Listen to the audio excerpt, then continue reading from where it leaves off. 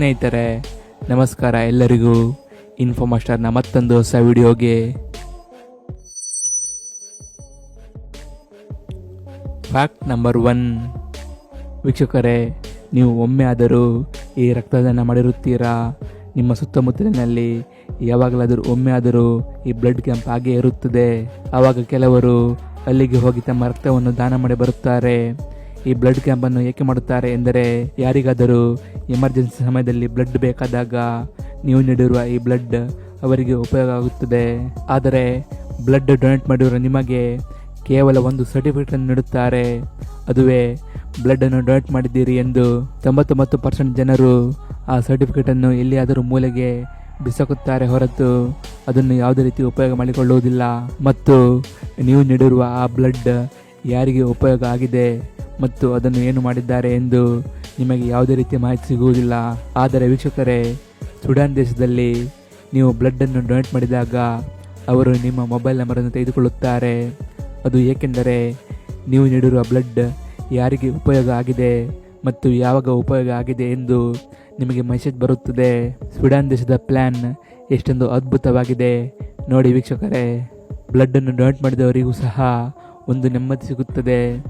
Emergency ಸಮಯದಲ್ಲಿ ನನ್ನ blood ಇವರಿಗೆ ಉಪಯೋಗ ಆಗಿದೆಯಲ್ಲ ಎಂದು ಅವರು ಸಹ ಖುಷಿ ಪಡುತ್ತಾರೆ. Fact number 2.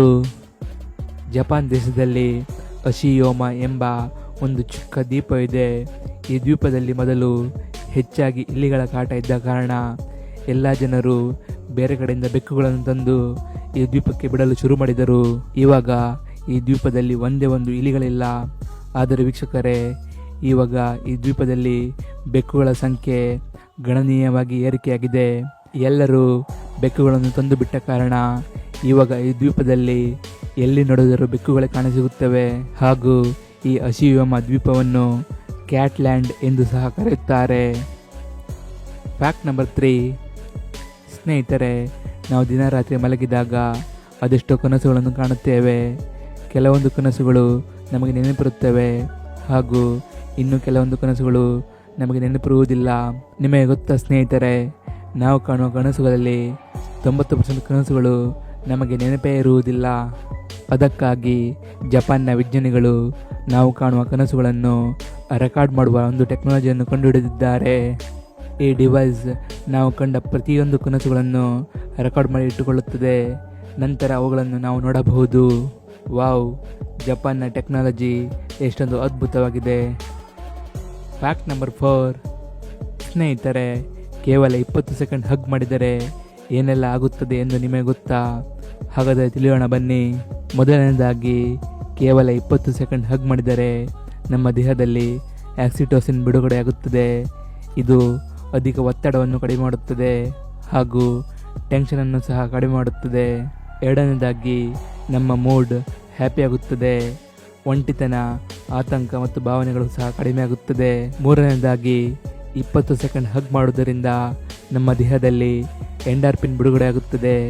ಇದು ನಮ್ಮ ದೇಹದ ನೋವುಗಳನ್ನು ನೈಸರ್ಗಿಕವಾಗಿ ಗುಣ ಮಾಡಲು ಸಹಾಯ ಮಾಡುತ್ತದೆ. ನಾಲ್ಕನೇದಾಗಿ, ನಮ್ಮ ರೋಗ ನಿರೋಧಕ ಶಕ್ತಿಯೂ ಸಹ ಸ್ವಲ್ಪ ಮಟ್ಟಿಗೆ ಹೆಚ್ಚಾಗುತ್ತದೆ ಎಂದು ಅಧ್ಯಯನದಿಂದ ತಿಳಿದು ಬಂದಿದೆ. ಐದನೇದಾಗಿ, 20 ಸೆಕೆಂಡ್ ಹಗ್ ಮಾಡಿದರೆ ನಮ್ಮ ರಕ್ತದೊತ್ತಡವು ಸಹ ಕಡಿಮೆ ಆಗುತ್ತದೆ. ಇದರಿಂದ ಹೃದಯದ ಆರೋಗ್ಯವು ಸಹ ಹೆಚ್ಚುತ್ತದೆ. ಆರನೇದಾಗಿ, ಹಗ್ ಮಾಡಿದರೆ ನಮ್ಮ ಕ್ಯಾಲರಿಯೂ ಸಹ ಸ್ವಲ್ಪ ಮಟ್ಟಿಗೆ ಬರ್ನ್ ಆಗುತ್ತದೆ. ಹಾಗೂ ಏಳನೇದಾಗಿ, ನಮ್ಮ ನಂಬಿಕೆ ಮತ್ತು ಸಂಬಂಧ ಗಟ್ಟಿಯಾಗುತ್ತದೆ. ಸ್ನೇಹಿತರೆ, ಕೇವಲ 20 ಸೆಕೆಂಡ್ನ ಒಂದು ಹಗ್ ನಮಗೆ ಎಷ್ಟೊಂದು ಉಪಯೋಗವನ್ನು ನೀಡುತ್ತದೆ ಎಂದು ನೋಡಿ.